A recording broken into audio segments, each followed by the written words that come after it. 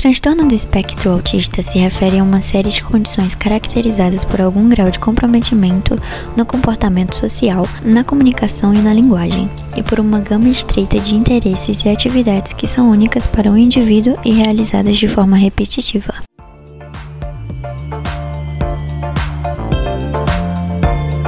Por exemplo, o que é que eu espero de uma criança quando ela entra na consulta, por ser um ambiente diferente? Que ela não perca o olhar de mim enquanto ela não se sentir segura aqui. Criança com autismo, ela não fixa o olhar em ninguém, certo? É uma criança que tem ou muita irritabilidade, pouca ou nenhuma interação com as outras crianças, elas preferem brincar sozinhas, elas pegam carrinhos e elas não brincam com carrinhos de maneira adequada, elas gostam de rodas, movimentos circulares, então elas ficam fazendo isso, gostam de enfileirar os brinquedos, certo?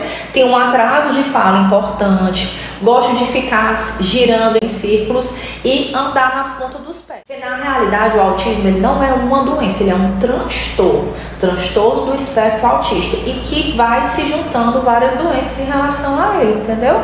Então é um mundo, minha filha.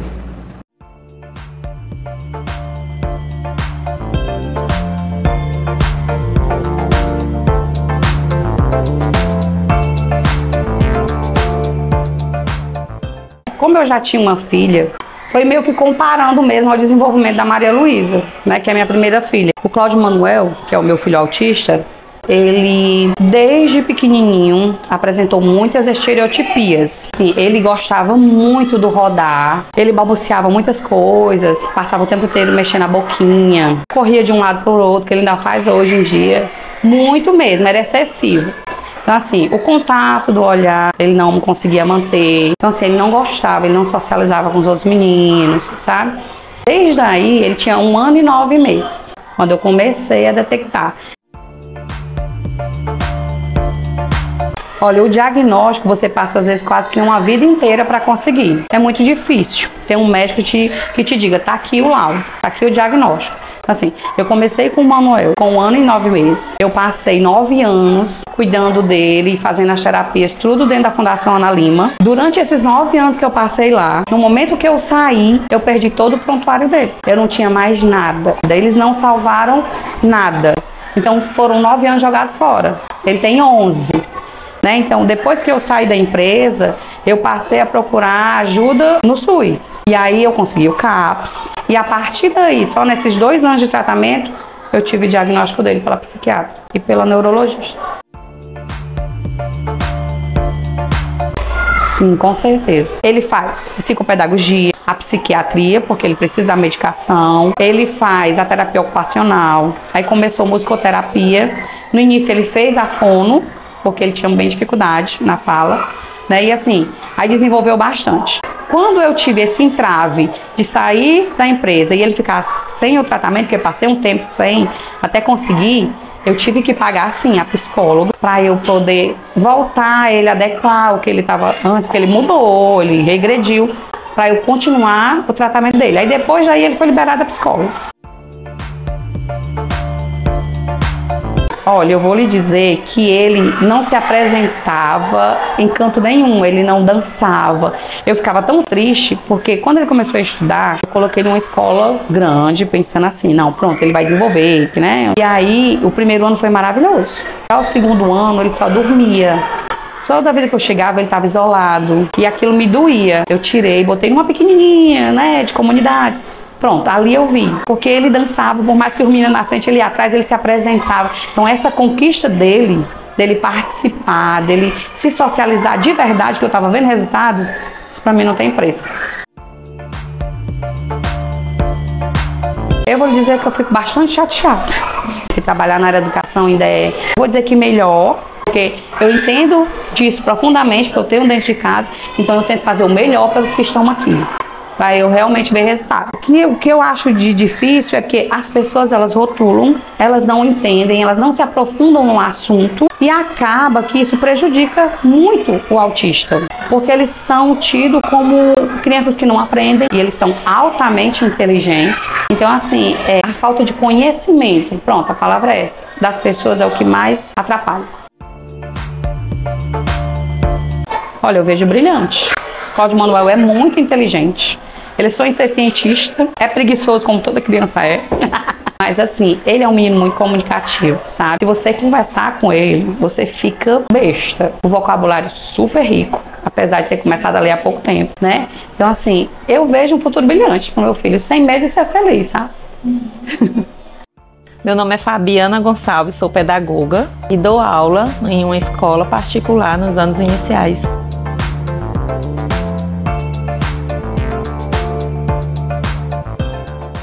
Com certeza, defendo sim a parte da inclusão, até porque ela se torna inerente na questão da aprendizagem do aluno. De início é meio que complicado porque nem todas as crianças entendem a questão de que é o ser um autista. Ele sempre vem com a pergunta: tia, mas por que que ela faz isso? Porque as regras são para todos, mas para um autista elas praticamente não existem, porque eles não têm todo esse entendimento que eles têm. Então eu chego para eles, olha, é assim, vocês têm que ter calma, têm que ter paciência, porque eles entendem de uma forma diferente. O processo para chegar a formular uma frase ou um pensamento é muito rápido, então é por isso que há uma certa bagunça no entendimento deles. Uma autista não verbal, ela não tem condições de se comunicar, mas uma verbal ela já entende o processo. Mas as outras crianças, quando elas acolhem a criança autista, ela é mais fácil o convívio, porque o professor ele tem essa condição de fazer com que a sala se torne um ambiente propício à aprendizagem. Quando o professor ele entende as suas particularidades, os desafios eles se tornam pequenos diante de toda uma problemática existente.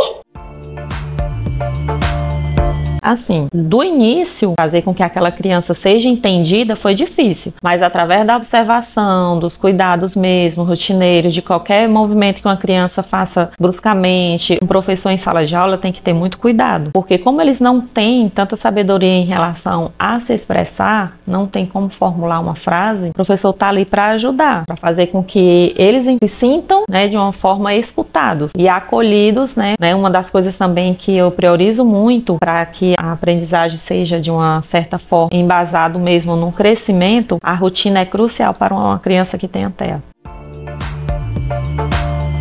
No período da pandemia, eu participei de algumas lives e de alguns treinamentos. Fiz um curso sobre autismo, né, e como saber lidar com desafios em sala de aula. E isso me serviu como aprendizagem, né? Não teria condições de eu dar uma aula para um autista se eu não tivesse tido esse conteúdo. Porque lá é importante você saber buscar aquilo que mais lhe afeta. Hoje não tem como dizer eu dou aula apenas para crianças normais ou para crianças que não tenham TEA. Sempre vai existir uma criança ou outra que tem autismo. Então, fazer com que esses conhecimentos cheguem a qualquer pedagogo é importante saber e salientar que ele sempre vai ser uma bagagem positiva e não negativa. E recomendo sim, toda forma de conhecimento é positivo na vida de qualquer ser humano, seja ele que esteja no início de uma formação ou durante a formação, o conhecimento e a busca por ele tem que ser incessante.